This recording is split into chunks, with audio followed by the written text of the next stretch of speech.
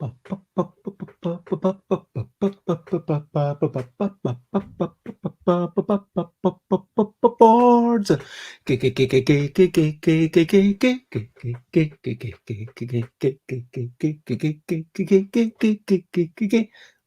Board games, board games, it's what I'm talking about.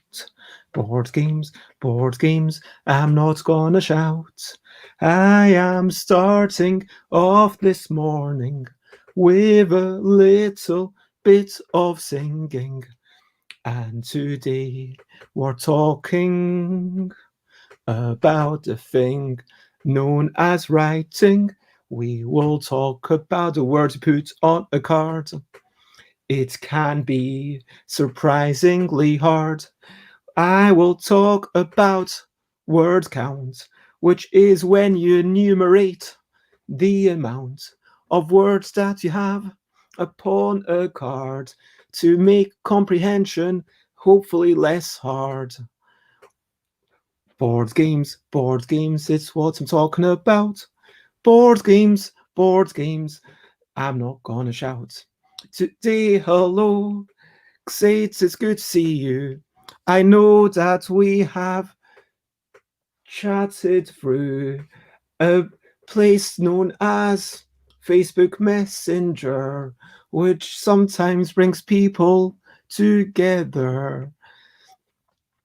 And we are hopefully going to have Calvin later on the show come in. We will see what happens. Oh, here Calvin is. I just heard a tone pop.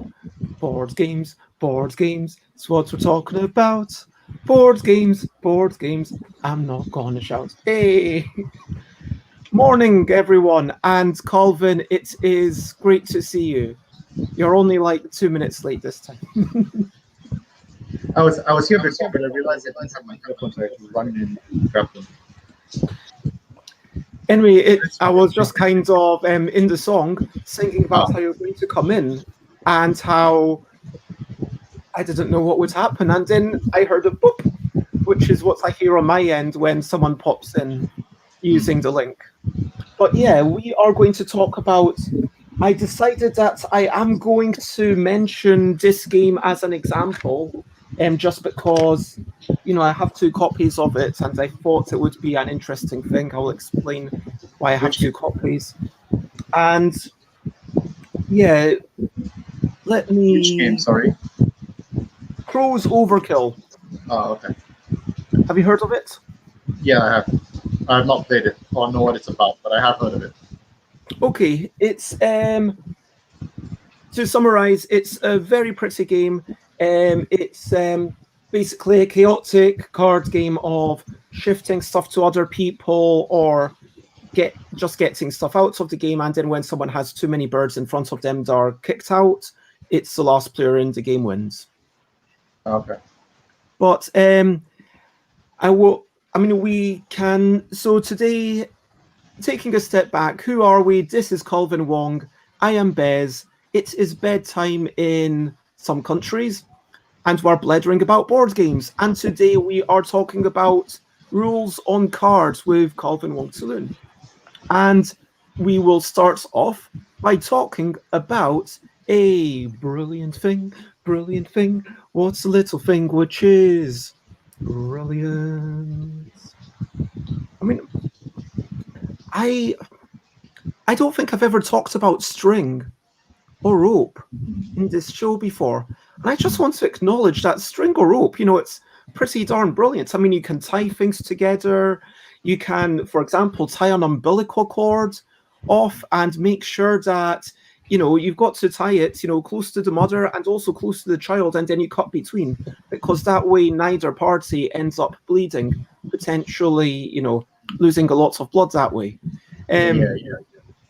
But it's used in surgery. It's used to stitch your skin potentially. It's used to tailor your clothes. There's all sorts of uses of string. I think it's just, you know, we go through life and it's on the drawbag here. You know, can we just hear it for string for a moment?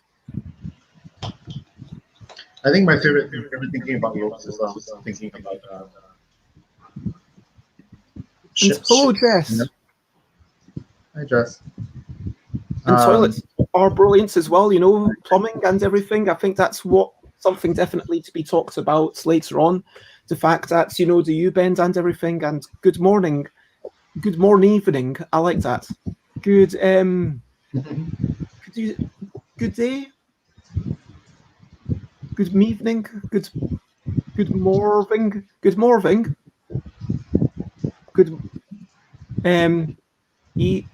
anyway.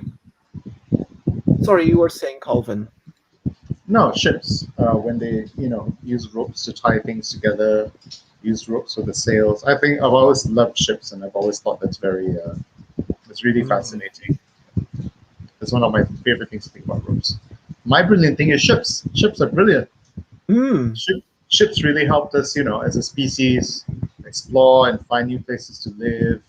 And if you think about the amount of ingenuity and imagination and skill that goes into actually making a ship, and early humans had to, explore across the ocean, how they spread out all over the islands. Did you know that ships were invented before the wheel? Yeah, I do know that. Yes. I only knew that because of Timeline. True story. I was like, hey, come on, surely the wheel was, wait a minute, sailing, okay, wait a minute, that makes sense. And it does because humans would have observed that certain things float, right? And then immediately they start asking, well, can I float in it? Because that's what humans do, right? Yeah, it's all very human centric. Yeah. Yes. I mean, things like pebbles roll, but it's not as intuitive to make the wheel, right? Wait, does the wheel count logs? Those logs that you roll things under? Alan says wheels on water are rubbish, but think about water mills. I mean, what is a water mill if not a wheel that is turned by water? Right. And also, you've got those pedal boats, like the pedal boats with the little wheels, and then you have those old steamboats which had the wheels on the sides to actually propel them. I think, and I guess a propeller is, it's not really a wheel, is it? It's completely different. I mean, even like the wheel underwater, it's a completely different situation. I mean, it's instead of being ground, you've got the flappy. Anyway, I think, yeah, boats, bringing people together, transporting them, and going back into history to things that have been more recent. Recent highlights, some more games. What have we liked? Let's hear their names. Recent highlights, including games we've been playing in the past couple of days. This is going to win the Spiel des Jahres. This is my pick. Calico. Yes. You're nominating that for, I mean, not you nominating it, but you're predicting that for Spiel des Jahres in 2021. Yes, this game. This is Spiel des Jahres material. It's so good. It's such a simple idea. You just you take the quilt tiles and you put them on your quilt board, and that's it. And you're trying to make color matches and pattern matches, and but to score points, you've also got to fill out certain requirements. Like maybe when you make a little hexagon of 6 tiles, right? Maybe none of the tiles can be the same. And you get points if you do that. Yeah. Calico is. Hello, Salty Horse. Hello, Salty Horse. What do you mean, despite the cat? How dare you? Out! Out! I mean, Sate's allowed to be here despite the fact that they do not appreciate cats. We have this, I try to be tolerant. That's all I can say. Oh, cool. Eric has.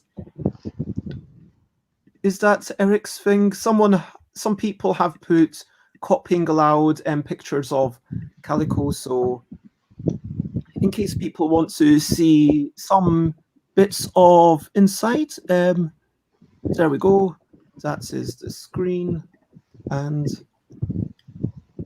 Oh, those are the buttons. Yeah, thank you very much, Eric Yurko, for allowing us to show your images. Yeah, that is super cute. I love the way that looks. I want to answer a question in chat. Salty Horses, what would be Kazrak's goal tile? So for those of you who don't know, my cat's name is Kazrak. And D tweeted D took a picture of Kazrak. Oh, here's Kazrak now. Hi, baby. Hello. Say hello to the internet. The internet knows Hello, you. Kazrak. Aww. Reference Kazrak, yes. So D tweeted a photo of Kazrak. Oh no, here it comes. Aww. She's so cute. That's cat. So D tweeted a photo of Kazrak lying on the calico board and asked the designer, tagged the designer and asked the designer, how many points is Kazrak worth? And the designer said, instant win. So that's the house rule. Oh well, that's a pretty strong card. Yeah, pretty strong cat. And here's D. Hello, D. Hi. Hello, Kazrak. And instant win to who? Is it instant win to Kazrak or the player? The player whose tile whose quilt Kazrak lies down on. Instant win. I don't know what this means. I don't. So that's that's me convinced. I'm going to keep an eye out for this game. It's very similar to Azul in the sense that you got to pick the tiles you want, and then you got to place them in your tableau. But there's a lot more because Azul you can only place it in 1 of 5 spots, right? I see D has started the the Kazrak emote spam. Did you make those Kazrak emotes? She asked Emma to help her make them, but yes. Oh, how did you get those onto Twitch? You need you need affiliate. You need to be affiliate on Twitch, I think. So is the affiliate? Yeah, she made affiliate a couple of weeks ago. She worked super hard, and I'm very proud of her. Cool. Salty Horse brings up a great point. Azul has 0 cats. Calico has lots of cats. It's therefore the superior. It's very similar in feel to Azul. And I think it's not that much more complicated, especially if you use the family mode. If you use the family mode, it's much easier than Azul. So if Azul can be SDJ, I think Calico can be SDJ. It's like that caliber of design. I think it's really strong. Yeah, I've decided not to go affiliates for the time being, just because then affiliates you aren't allowed to multi-stream. So you're not? What's multi-stream? So I stream on Twitch, Facebook, and YouTube simultaneously. And according to Twitch terms of service, if you're affiliates, you need to sign a thing where you can't do that anymore. Well, it's lovely to see you briefly, Salty Horse, and hello, Block Mechanics. I don't know who you are, but welcome to the show. Block Mechanics is a friend of D and I's on Twitter. He's a fellow Malaysian. Sorry, they're a fellow Malaysian. I'm not sure about their pronouns.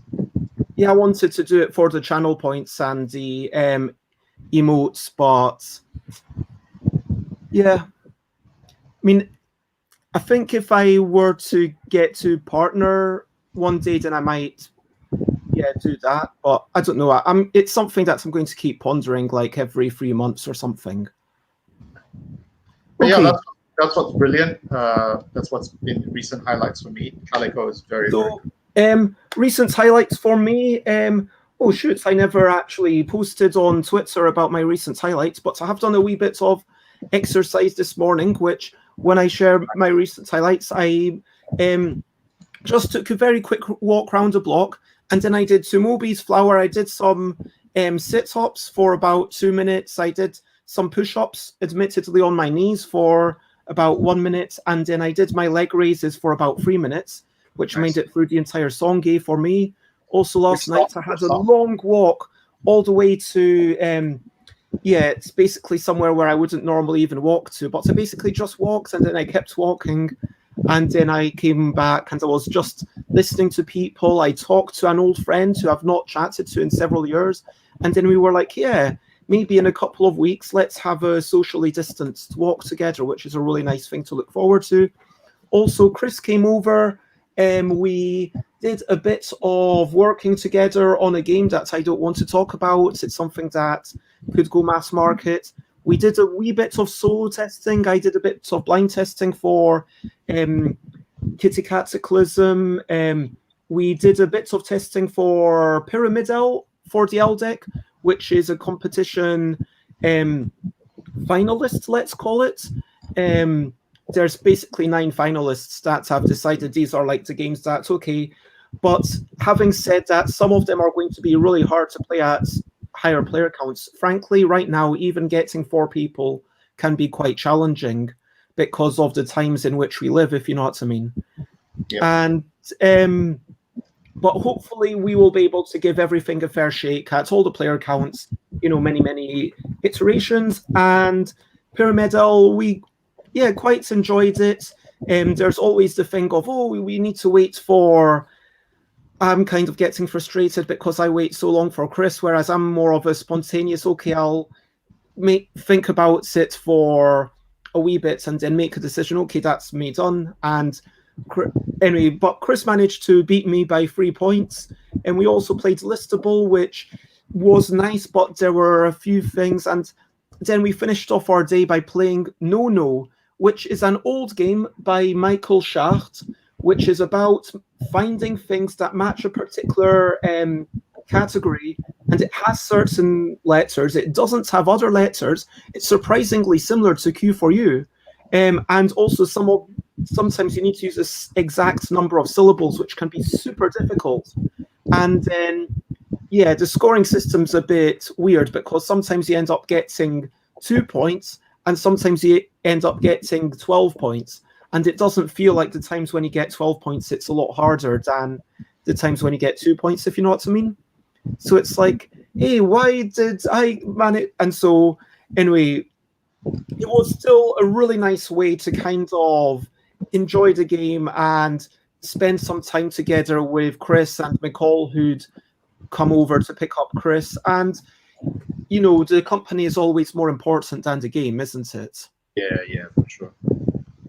But those are the recent highlights. And exercise. I am trying to do stuff. All those square things in the background aren't cupboards. Those are cupboards, but on the top there are things. Thank you very much. Okay, and now Alan Oughton's going back to work on Board Game Arena for Alphabetical. Thank you very much. So let's. But Alan's going to be listening, just kind of looking a bit less. So let's get to the questionably quick questions. Calvin, what time did you wake up this morning? 1 p.m., which is a big improvement for me, honestly. Great. Because it's like you said, you've been trying to get some exercise, right? So have I. So I've been trying to get some exercise as well, and nice. When I do that, I sleep better. I think just last week I sort of fell out of it I can't even remember why, but yeah, I fell out of it last week, trying to get back into it this week. And lots of love to you, Xate, by the way. And sorry, Xate hurt themselves recently by overdoing it a bit, but I hope that your hands recover soon. And hello, Fuzzy Freaks. Lovely to see you. That's a cute little spider pic. Calvin, did you have breakfast, and what was the last thing you ate? It was the same thing. I had rice with mayonnaise and tuna, and I can't remember what this is called. D will say it in chat. It's like a little Japanese spice mix. Huh. Yeah. So was a very Japanese kind of meal. Just had rice with tuna, mayonnaise, and that shichimi. Yep. Kewpie mayo and shichimi. Yep. So 4-ingredient meal. That's very nice. So what would you eat or drink whilst playing Calico? I don't know. I Milk? would tuna. Tuna. That's where it wants to be on the screen. Hold on, I'm going to make you bigger. There we go. And Okay, what would you intend to eat or drink whilst writing? I don't. Water. Just water. I don't. So you never have a working lunch. You separate your lunch out. Yeah. Oh, hello, Jay Folsgard. Lovely to see you. What wine do you think pairs well with Calico?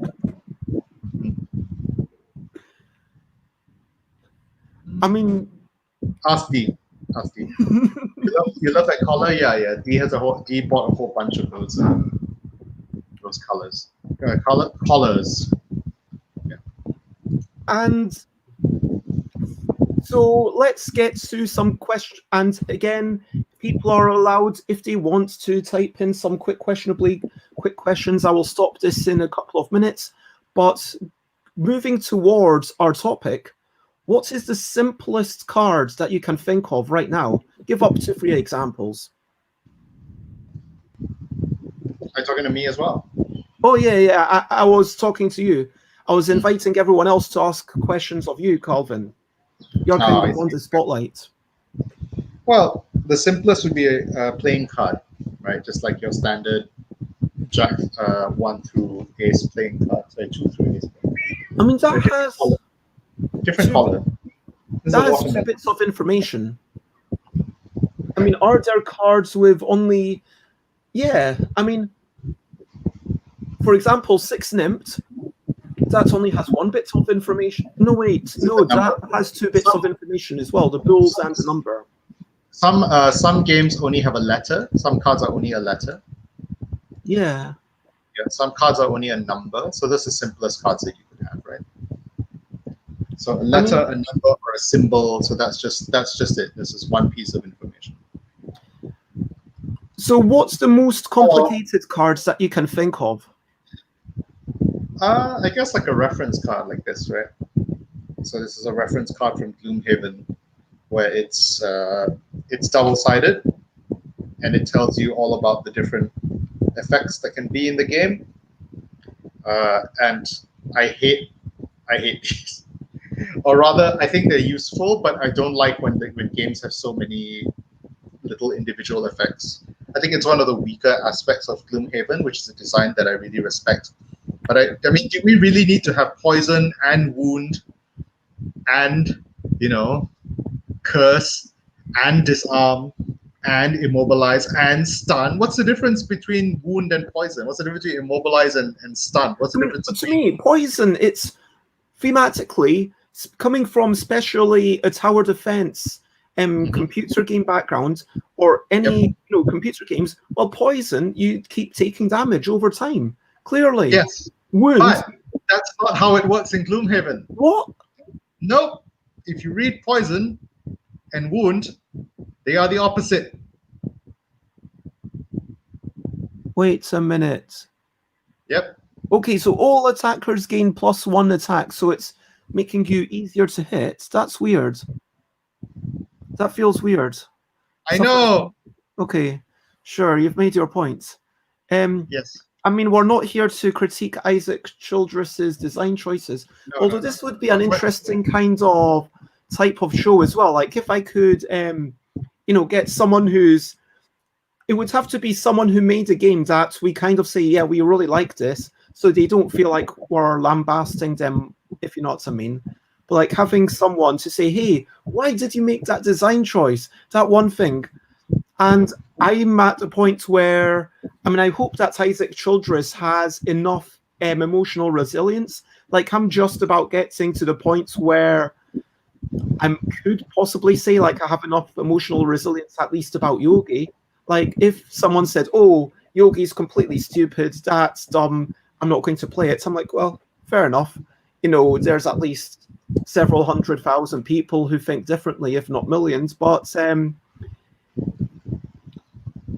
and yeah, it's weird because there's that outside influence. But you know, I used to run this thing called BG DevCon, which I don't think can run. That's all. I don't think it's even worth doing in this digital environment because it was all about developers. The whole point was quick talks, but then getting everyone to eat together, if you know what I mean. The focus of the day was on idle chit chats whilst eating. And then what we'd start doing is like, hey, why did you make that design choice? Like talking to Dave Cousins and Alan Paul and all sorts of other people who were there. Because, yeah, there are reasons, and maybe there's things that people don't appreciate. But at the same time, if someone asked me, hey, why was this one card in Yogi as opposed to this other hypothetical card, I might be like, you know what, you're absolutely right. But nothing is perfect. Anyway, so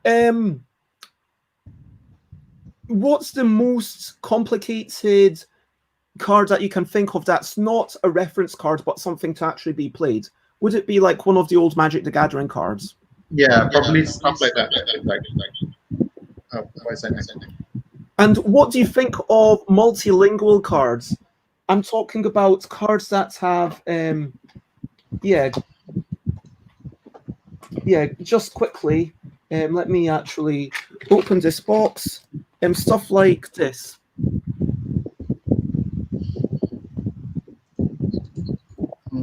Yeah, okay. It seems some printing cost, I guess. Also, I'm like, can anyone else hear that? There's kind of a rustling background. Let me. Oh, it's gone. Ah, okay, the echo's strong. Oh wait, no, it's fine. It's fine. I'll just talk to him. Okay, so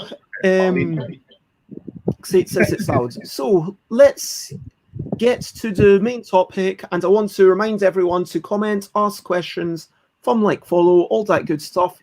And today I am talking once more about rules on cards with Calvin Wong Tze Loon. All respectful questions and comments are welcome. And so I thought, you know, as we've started doing, to go through the, unless you want to follow a different path, let's go definition, pros, pitfalls, tips, and then any other questions, and we can deviate along the way if we need to. But does that sound like a reasonable path? Yeah. Yep. Yes, it does. Cool. So we are define rules on cards. So this is really interesting because you brought up reference cards, which I had not thought of. I was thinking of a card that when you play it, it does a certain thing, and it tells you what is going to happen, if you know what I mean. And that was basically what I was thinking of. I mean, we could talk about, there's games in which it's not a reference card, it is an actual rules card, by which I mean instead of having a rules sheet to save on printing costs, they just have a tuck box with 55 cards, maybe 5 of which actually teach you the game, yes, and then the remaining 50 of which are the game. Yep, I've seen that before. I think it's good.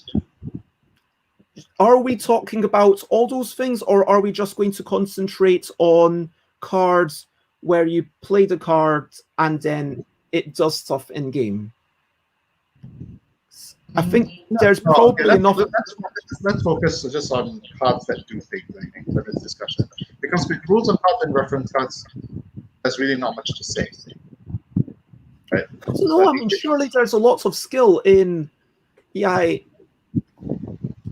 reference cards and kind of curating the information. It's almost like everything that we talked about with writing the rule sheets, but then, you know, how you iconize things and how you remind people of things, what do you put on there. But, you know, that could be a discussion, you know, for another day if we decide that there is enough to say.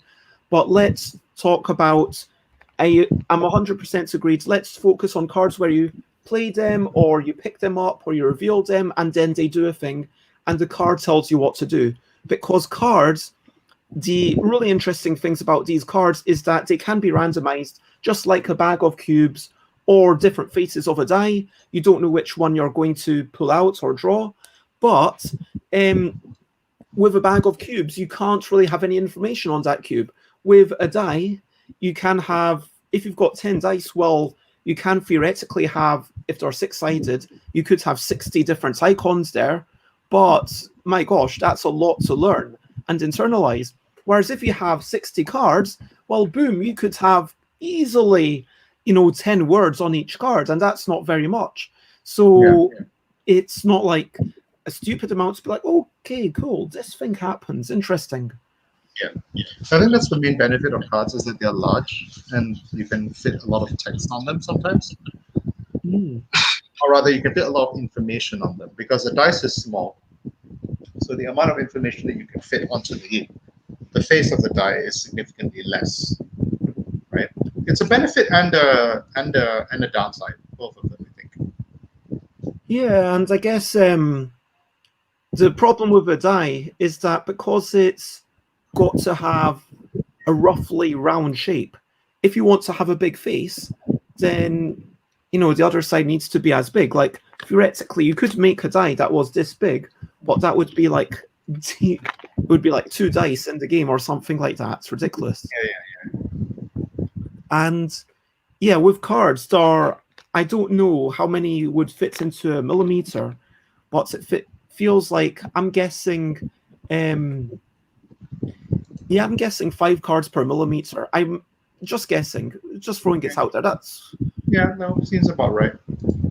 And so yeah, how can it be good? It gets you information. It doesn't take too much space in terms of thickness, but you get a big amount of space for clearly explaining the rules, potentially even having some flavor text. Each card can be different. It can obviously have a similar back, so it has the randomization. You can lay out the cards on a grid. Yep. Oh my gosh, I just love cards. Yeah, I do too. I wanna talk about some of my favorites. I've brought some. Go for it. So this is from a game called Quirky Circuits. So it's about this particular deck is a cat riding a Roomba. That's my favorite. And so if you can see on the cards that this one's going fast, this one's going slow. So the drawing on the card is different. You can see because this one is going 1 space forward, and this one's going 3 spaces forward. Can you show the drawings again side by side? I can't. Sorry. Oh yeah, just a slightly different angle. There's not as much variation as there could have been, though. I feel like they could have added more speed lines or something. But it's okay because there's the arrows tell you how fast. Yeah, I see that. Yeah. But even so. So when the cat turns right. Fun. I like that. The cat turns around. The cat turns to the other direction.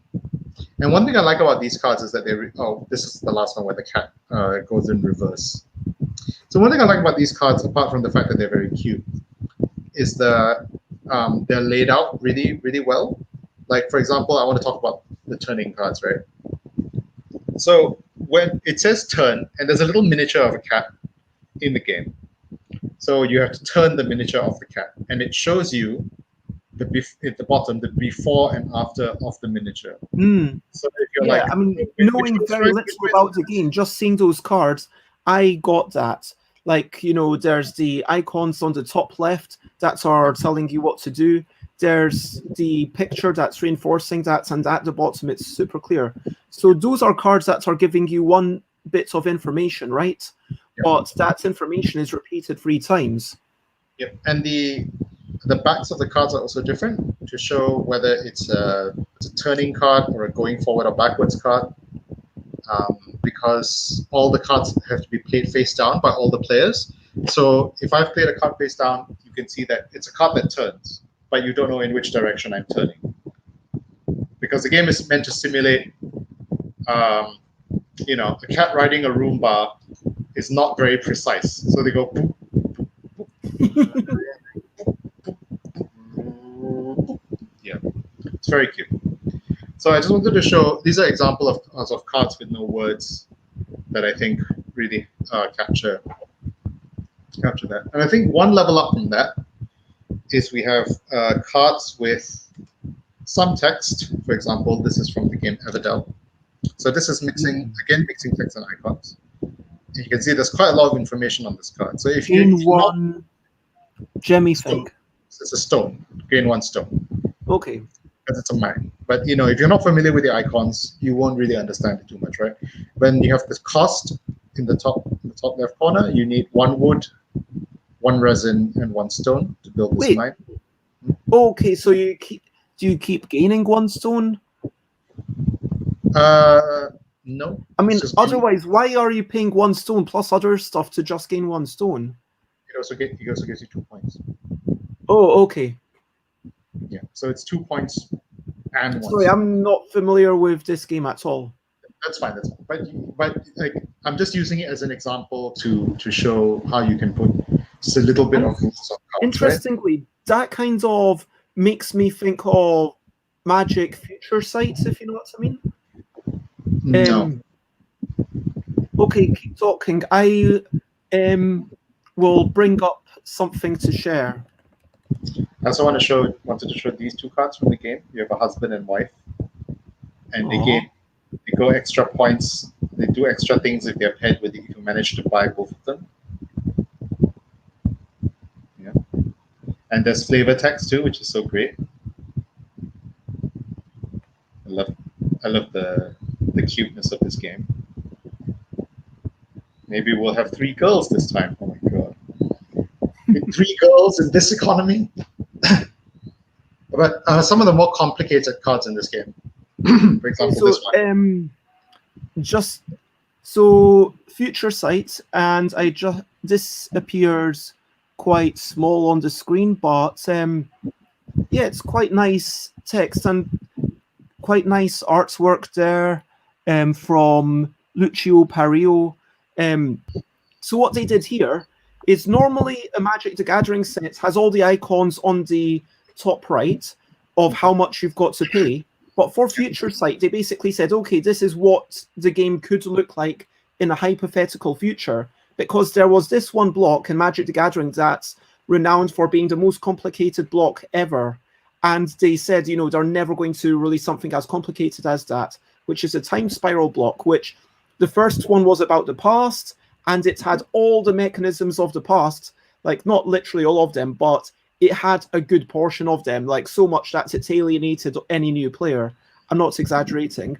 Then the second one was called Planar Shift, which was an alternate present where everything was kind of in the wrong color, but it somehow still made sense. And some of those they actually adapted going forwards, but a lot of their people just got confused. And then the final one was Future Sight, and apparently Future Sight, it basically doubled the number of keywords that were in Magic. So no, it's basically true that so in the entire how many years I don't know what year this came out, but in all the years beforehand, there might have been 22 new mechanisms or 20 that were in the game, and in Future Sight there were like again more than 20 mechanisms that were in that one set, not the entire block, just that one set that was released, which is completely ridiculous. And anyway, so the points being that they were thinking of, okay, here are all these cards that could come from an alternate future, and this is the way that cards could look. We are going to have the cost on the top left, just because that way you can fan it out and see what kind of card it is. And there's a little icon on there on the top left, just because people fan out their cards like that. And you can sort of see what's going on. And so it's interesting that other people are saying, okay, we will do this thing that Magic the Gathering, frankly, is too embroiled in its own current present to make a change to go to it. But by laying out the information in that way, it's then easier to see when you fan out your cards, to get what I mean. Yeah, definitely. I like that. I like that redesign, and I really wish they kept some No, I aspects haven't. of it. Hello? Oh, sorry, I did hear you. No, I haven't played Everdell. Sorry, Calvin, continue. Yeah, no, it's just I thought it looked good. You know, one of my issues with Magic is the aesthetic. I think the aesthetic of Magic is the the card frames. Anyway, I don't really like them. The standard eyesight, but this one looks really nice. I like this a lot, and I wish they kept this um, look going forward. But that's the problem with Magic, right? It's such a gigantic ship. It's so hard to course correct. Hmm. That's the thing about the graphic design as well, that they made really small tweaks, like every maybe 5, 8 years they make a small tweak, and a lot of people are up in arms about saying, oh my god, you're doing this small tweak. Whatever. And I do want to point out something that you talked about, which is like the top left corner, which is something that, because I've got 3 different cards from 3 different games, and they always have their like important information in the top left corner. So I think that's something that's useful as well, because it's like you said, right? People hold their cards like this. So when I hold my cards like this, even though they're all from different games, you can kind of see like the critical information from all those different cards is still there. 100%. I mean, some people do hold their cards the other way, and if you've got Also a game... notice the text is always near the bottom as well. The text of the cards is always near the bottom of the card. Don't know why. Like, if you've got the luxury of not having too much information, for example, here where it's 2 letters, and that's basically all the information that you're meant to be paying attention to, well, you can have it on the other side as well, because then no matter which way you fan your cards, you can have it. Because there are people, who do it the other way. But when you've got, I mean, again, coming back to quirky circuits, which you showed, which was really interesting, which was, okay, you've got that one piece of information, we're going to repeat that information in different ways. And no matter how you look at the card, you're going to see snippets of it in the drawing, in the icon on the corner, or in the before and after diagram on the bottom. And repetition of information can be definitely something to consider if your game has low enough information density. But when there's a lot going on, then there's definitely something to you can't be repeating the information. Sorry, why can't you be repeating the information? Just because if there's, like in Magic the Gathering, because there's so much going on already on a card. Oh, I see. Okay, right. Yeah. Because the card is already full of information. Oh, I see. Sorry. Okay. I understand what you're trying to say now. That if, for example, let's say in Uno, or even traditional playing cards. Okay, traditional playing cards, there's 2 pieces of information, the suit and the rank. And those bits of information are normally, okay, they're on one side, they're sometimes on the other side as well, sometimes they're on like the other corner, so you can rotate it. But then a traditional playing cards, I can't actually see a traditional playing cards near me, but they would be, rotatable, and they'd have like the big icon. And I used a lot of that for these, where it's like, okay, big thing in the center so people can see it from across the table, and then little things so that you can see it when you're holding it in your hand, at least for the 2 key bits of information. And as you get more and more information, the less you can show off each bit, if you know what I mean. Yeah. No, I agree, because it's like you said, you only have so much space on the card, and so once you've used all your real estate, then you can't, things that are repeated they drop in priority order, right? Depends on whether you need more information or less.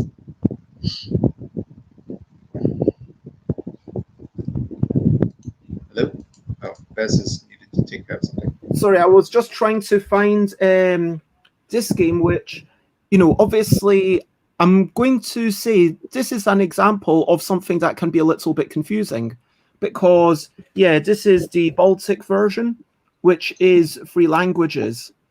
So the way they have it, if you look at one of the cards on the back of the box, it's literally 3 languages, so the text ends up quite small relative to how a normal version of Yogi is. And I think that with a simple game, you can put it into multiple languages. Obviously, that, as you say, it saves on printing costs. It means that, okay, now maybe they are able to justify printing 1,000 or 2,000 copies of the Baltic version, whereas otherwise, how would they divide it between these 3 languages?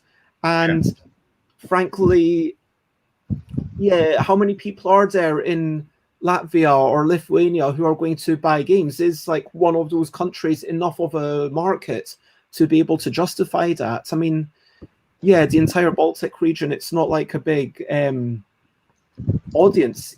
Frankly, even chucking 3 of them together, it's still like one of the smallest selling versions right now. But it does allow it to get to more people, which is really nice. So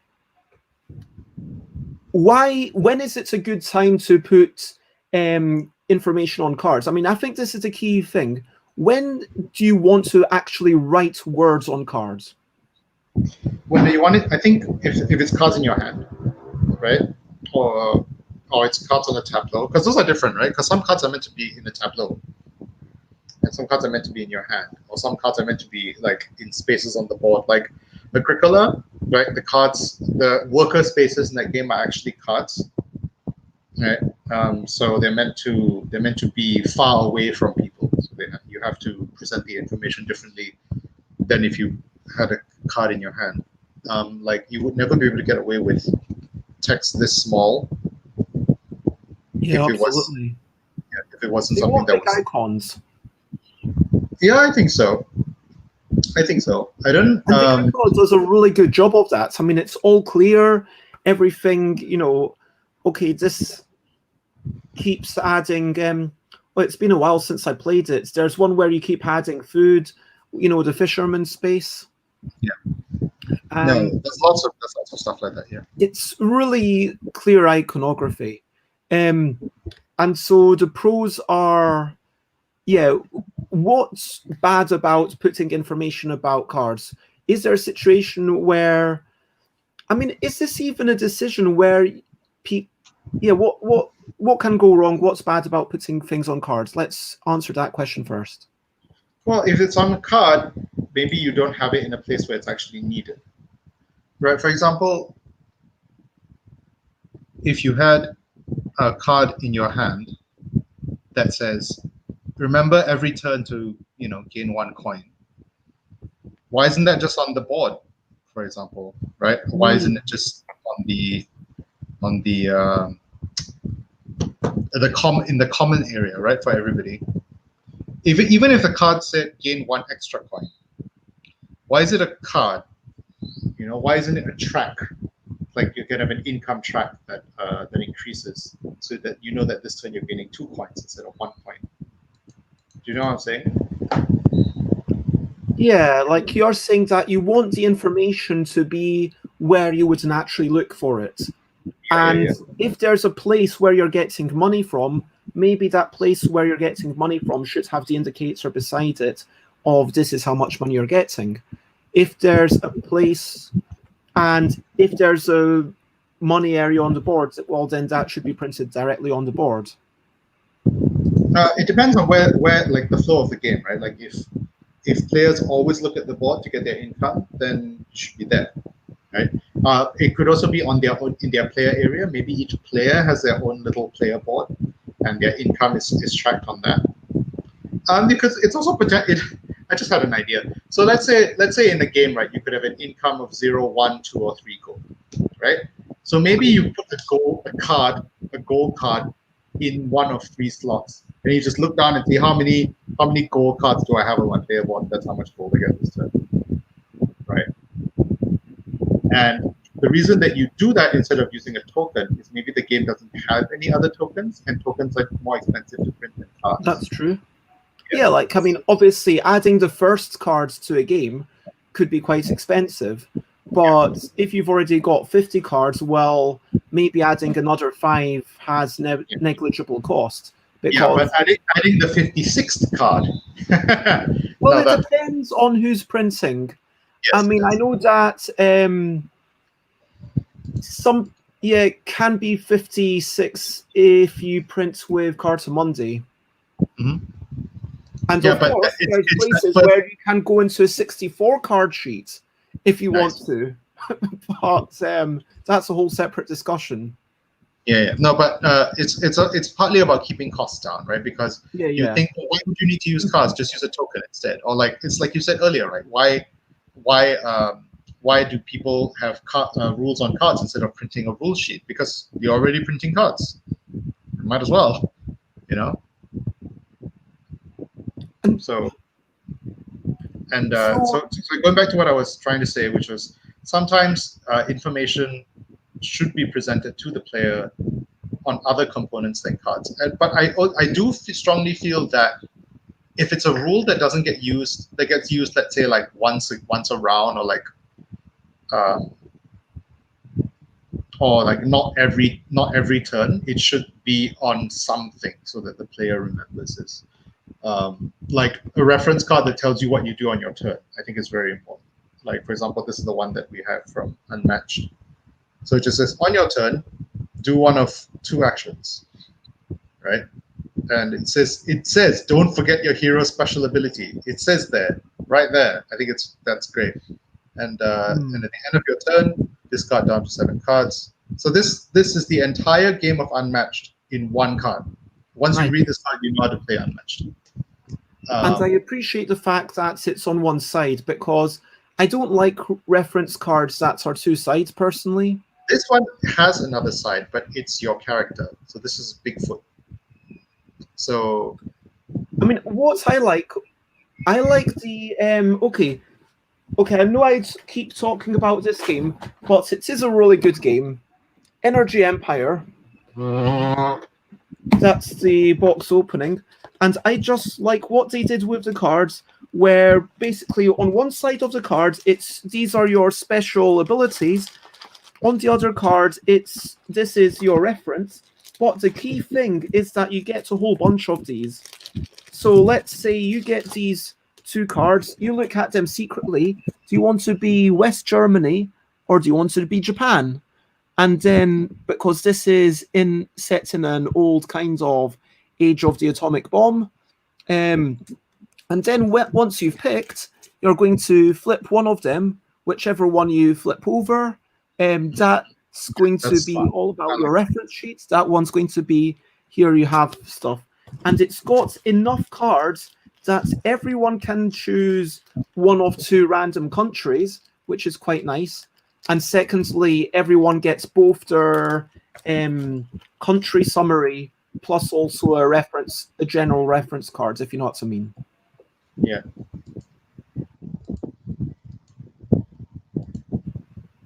I mean, how many of those cards does... Sorry, I know you've talked about it a few times. The game that you just showed a minute ago. Unmatched? Yeah, Unmatched. So like, every character has one of these, which tells you your basic stats, and on the other side of it is the reference card. But presumably there's not a massive number of characters in Unmatched, so you're going 2 or 4 in a box. Yeah. And so that means that if you're playing with 4 players, you're going to be using all the characters and you won't get to see it. But if you play with 2 players, at least you've got the extra thing to see. I guess that's one thing to remember with cards, that you can only see one side of them at a time. So potentially, is it a cost that you're able to add to have the extra thing? I don't know. I mean, I'm not saying that. One of my favorite ideas of a card is when you play with the two-sidedness of it. Like games that instruct you to flip the card and do what it says on the other side. Hmm. This was a mechanic that they used that was used really well in Arkham Horror, Eldritch Horror. I don't know if it's the new Arkham Horror stuff, but in Eldritch Horror it definitely was. Oh, I don't have my copy of it anymore. But And also in Robinson Crusoe, where you take a card, you do its effect, you flip it, you shuffle it back. So it might say, okay, if you want to eat these berries, you gain something, but flip that and puts it down, and there's a chance that you might have a tummy ache later on. Yeah. So in Eldritch Horror, there would be, for example, there would be like you get robbed, right? But there would be four or five different copies of that card. You get robbed, and each of them on the back has a different outcome. So it says you get robbed, and you can either fight back or you can give in, and the outcome is different depending on which copy of the card that you saw, that you have, right? So you can't predict what's going to happen, and since there's so many different copies of it, you don't remember, you can't predict like what's, you know what I mean? Because part of the problem sometimes with these games is you remember what the card says, so you just do the same thing to get the outcome you want. But in this game, they included multiple copies of what might happen, so you don't know, and it's really scary too, because one of the cards I remember really vividly said, you know, enter into a pact with an ancient old one. You don't have to do it. It just sits there. It says like, if you do, gain a gigantic benefit, and then flip this card. And what does it say on the other side? I don't know. You know. And so that there's an actual like moment of fear when you decide to finally, like, oh, we really need this gigantic benefit, and then you flip the card, and then there's that moment of apprehension when you're physically turning it over. Oh, it's such a good idea. It's such a great idea. I really love games that use double-sided cards like that. Another example is Hanabi. You know, when you have the cards that you hold backwards, because you can only see the backs and your friends see the front. I'm designing a game right now where you have cards that have very powerful abilities in them, and when you play them, you don't discard them. You turn them backwards in your hand, so now they're blank.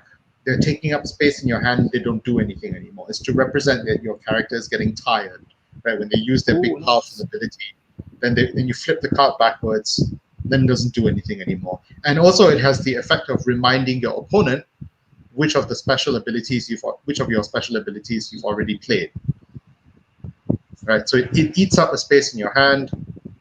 It flips around so your opponent can see which ones you've already used, and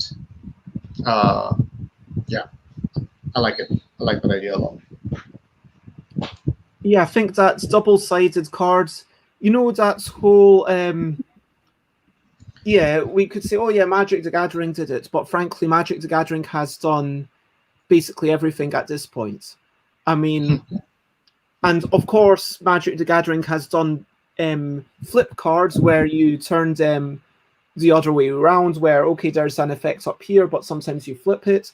But it's also done what they later called transformation cards, where cards would trigger, maybe it's a werewolf and it turns back and forwards into a human and a werewolf, and those ones worked really nicely, where they had effects where, okay, if more than a certain number of spells have been cast, it's considered to be the daytime, and so everyone turns human. If no spell was cast, then it's nighttime, and then, you know, everyone goes into the werewolf side.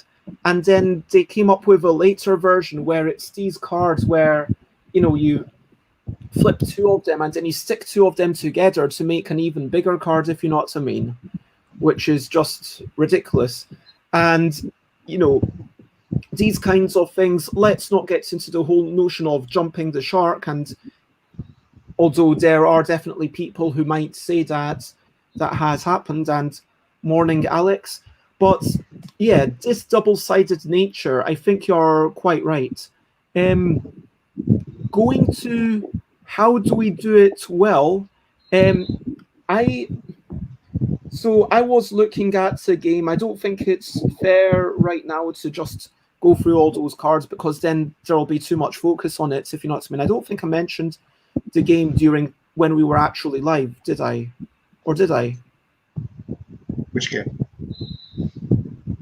Maybe I did mention the game because I only saw you when we'd already started recording. But yeah, basically what I was going to say is in the cards, for example, okay, I'm going to so Crow's Overkill. For me, this is one box. This is the original multilingual box. This is the new American box, which you can see the American box they make bigger, and there's no extra stuff in it. But anyway, so I wanted to kind of talk a little bit about using consistent language. I guess I wanted to say that in this game, you talk about the notion of what does draw mean, and if people know what, yeah, if people even understand that, and yeah, here, so this is a game where we have cards that do incredibly random things. Let me swap ourselves around so I can make myself a little bit bigger. So choose a player, swap all birds of one type with those of him. I don't like the fact that this is gendered.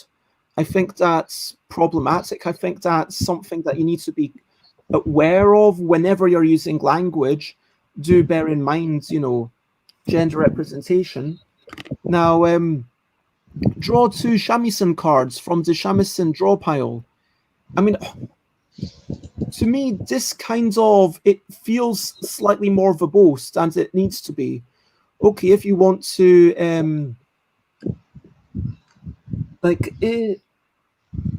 do you really need to say draw shamisen twice in that thing? Could it be just draw 2 shamisen cards? I don't know. But then they've got draw here, which is draw 1 shamisen card from a player. And I genuinely don't know what that means. I'm assuming that it means you choose randomly, but just the word draw here to me is really weird. Yeah, like, why? If it was me, I would have said take randomly, take one. Yeah. Or take one random. Yeah. Exactly. So hello to everyone who's come in. Hello. Oh, hello, Jess. It's lovely to see you. And there is beautiful art on this game. I'm not saying this is a bad game, but just whoops. Oh wait. Calvin popped out. Calvin's back. Oh, there we go. Did something happen to your internet? I accidentally clicked the refresh button. Ah. Fair enough. Yep. And I want to say that when you're writing rules on a card, because this is a very chaotic game, I mean, I see this card and I'm like, whoa, this is a lot of text to read. Copy the effect of the top card of the discard pile, or reflect the effect that targets you to another player. And when I read that, that's actually quite difficult to understand. So I would have made this 2 separate cards, like one card with one effect and another card with the other effect. Yeah, same. And there are some things of, arguably, this is bad translation. I would say cancel the effects of a card targeting you. But this feels like now I'm just being mean. No, it should be targeting or that targets you. But that's okay. I guess what I'm saying is that, and yeah, so you need to think carefully about the language that you use. Sorry, I'll make us the same size. You need to think carefully about whether you're using the word draw or steal or take, because these words have meanings, as we've talked about earlier. But it's difficult. It's difficult also when you're not, if you're not familiar with the translation of it, right? Because presumably this is a translated game, because Emperor S4 is a Taiwanese studio, right? Is it So an Emperor S4 game? originally, yeah, so it was originally by Emperor S4, and then and then it was localized by Deepwater Games. Okay. And so all the original cards, just to show you, because I have both copies. I think I got one copy. I might have got at Essen or something, and then the other copy I got in a pack from. But you can see, like, how the original, it has multiple languages. And let me make myself bigger again. So the original has multiple languages, and then the final version just has the English, which means that the text is at least bigger. And then that gets me into, should they have iconized it? And yes, Calvin is in Malaysia. Yes, I am. Should they have iconized it? Maybe, if there's a way to create it so that the icons are understandable by everybody. I mean, but if you've already got 3 languages on a card, so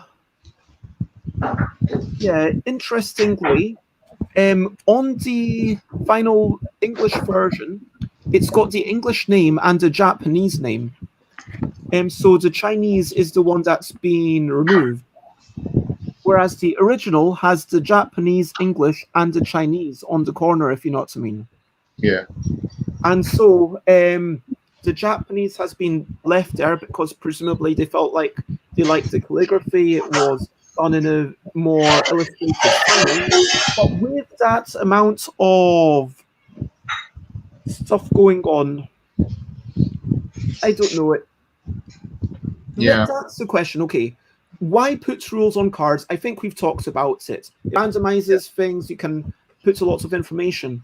But yeah, you can put a lot of different information, right? Because if you have 60 cards in the game, like you said, all those 60 cards can do 60 different things. Whereas the limitation that if you have icons, you can't have 60 icons in the game. People will never be able to remember it.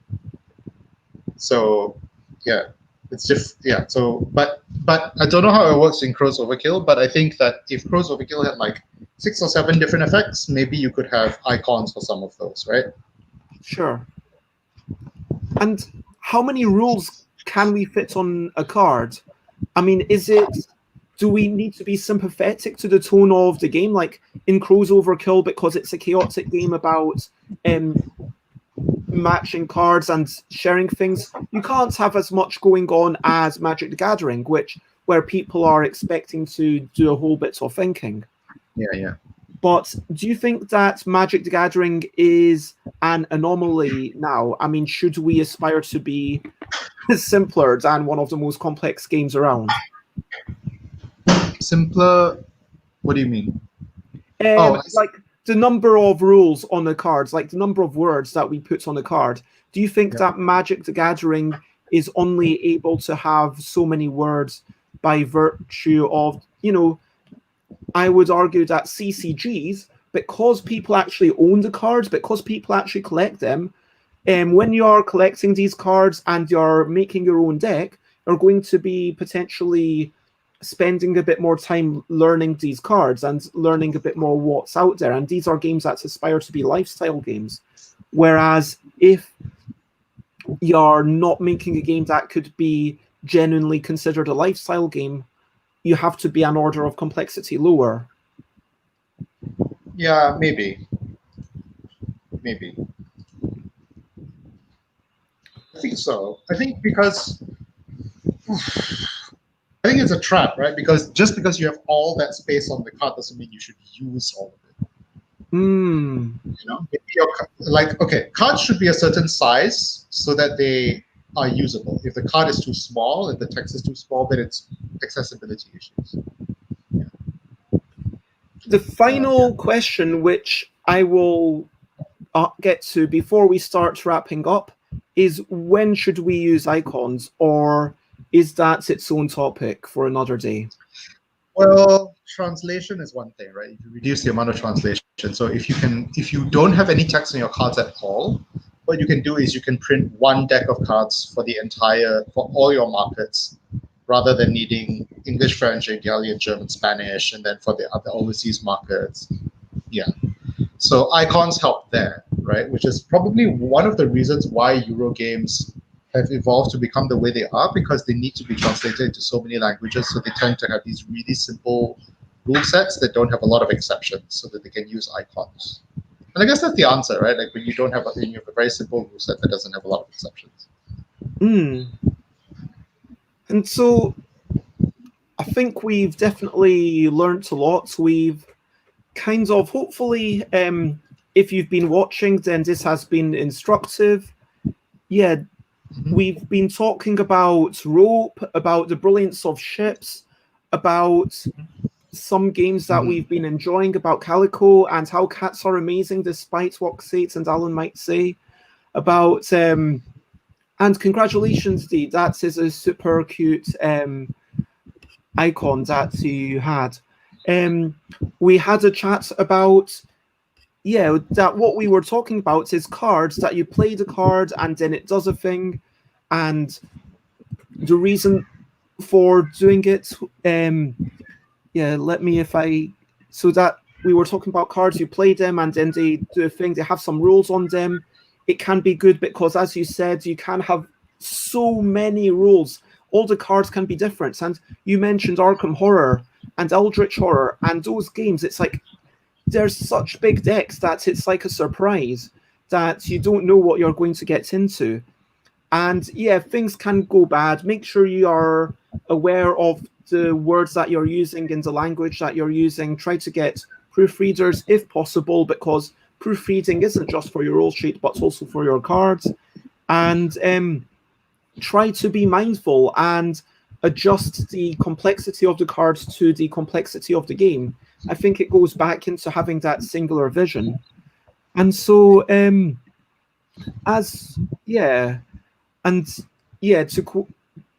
icons are good when you have repeating rules or elements. That's another really good summary. And do you have anything more to say as we wrap up? No, not really. I think you summarized everything quite nicely. Cool. It was fun. It was fun, by the way, hunting through my games looking for cards. It was a fun process. And thank you very much for showing it to us. I really appreciate, like, that quirky circuits. I really like that. Even though I can, I'm going to be negative because I'm always coming from the perspective of how could these things be even better, even if they're good. I want to thank everyone for joining us. I want to thank Alex, Sate, Jess, Block Mechanics. I don't know your real name. I don't know Jay Foolsguard's real name either, to be fair. And everyone who was joining us. It was lovely to see you all in the comments. And if you want to find me, I am stuffbybez.com, stuffbybez.bitcartel.com to buy some of my stuff, twitter.com/stuffbybez, where I tweet a lot and share the most stuff, instagram.com/stuffbybez is pictures of games games I've been playing or pretty things, twitch.tv/stuffbybez for streaming, facebook.com/thingsbybez is a thing, and stuffbybez@gmail.com. And if people want to find you, Calvin, where can people find you? Right there on the bottom of the screen there, twitter.com/Taylor. That's where I am most of the time. Okay. Cool. I'm going to call you Block for short. And I like to wrap up. After a wrap up, I like to invite everyone to share something they're looking forward to. It could be right now or something you're hoping for, like today or tomorrow or whenever. I am hoping to go to the bank, which is not going to be fun, but I need to get some payments made that I can't do from internet banking because they've not sent me the card machine that I would apparently need. So I'm going to go to the bank, and I hope that it's fairly quick. And I am also looking forward to having a quick bite to eat. And I'm hoping to get postage done and legal stuff done. And I'm looking forward to the feeling of joy I get when it is all over. Yeah, I know. What's about you, Calvin? I'm looking forward to when they invent the machine that allows you to freeze time, so you can do all the things that you want to do, and you can freeze time in like an area. You know, specifically the table where you play board games at. When you sit there, time stops, and then when you get up, time can flow again. Yeah, Mm. that would be nice. That'd be nice. I would like that a lot. And Jess is looking forward to a burger from Oh God, Arno's. I yes. don't know where that is, but apparently a I'm going to burger. Google it right That now. sounds pretty fancy. Yeah, blue cheese is very good on meat. I love blue cheese on meat. Mm. Arno's is in Thailand. Oh, Yes. nice. It looks really good. D and I just found a burger place 2 minutes from our house called BRGR that I think is really really fun. Yeah, the Yeah, place. if you're still there, Jess, when I come over to your neck of the woods, then I will have to um, explore Arno's with you. And we've got other hopes. I hope my city doesn't flood any harder than it already is. The toilet's clogged up. Oh my gosh. Yeah, That's there's flooding in our city right now. Block mechanics and I live in the same place. wow. Lots of love and that. Yeah, yeah. I will cross my fingers for you. And so, yeah, please remember to share, spread the word. If you want to see the next streams, then the way to do that is to go to if you go to my Twitter page, there's the link to my calendar, which tomorrow is with Board Game Inquisition's Antoinette, where we're talking about the obligations of a reviewer, which I'm very excited about. Oh, Antoinette. I love Antoinette. She's a really cool person, and I'm really glad you're talking to her. And she actually literally just posted on Twitter right before we started the stream that she's feeling much more confident about her reviewing now, which I think is super great. I'm really happy. Yeah, I met them a couple of years back in yeah, Essen, I want to say. And I'm just sharing the link to the calendar if you want to check in the things that are coming up, that's some of the things that are coming up. And for now, there is only one thing left to do. And that one thing is to wish everyone a wonderful day, evening, or whatever, and to sing bye, bye, bye, bye. This is a goodbye song. Bye, bye, bye, bye. Thank you for so long. Bye, bye, Thank you for bye, watching. bye. This is the end of the show. Bye, bye, bye, bye. And now it's time to go. Bye, bye, bye, bye. This is the goodbye song. Bye, bye. Bye, bye. Thank you for watching along. Bye, bye, bye, bye.